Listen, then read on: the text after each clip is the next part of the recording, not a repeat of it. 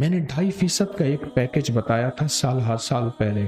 آج بھی کتنے بے شمار لوگ ہیں جو 2.5% نکال رہے ہیں اپنی تنخواہ میں سے یا اپنی روز کی آمدنی میں سے یا اپنی سالانہ آمدنی میں سے, اور وہ 2.5% زکوٰۃ نہیں ہوگی, وہ ہدیے کی نیت کر کے, تاکہ اگر کسی کو دیں تو شرعاً جائز ہو.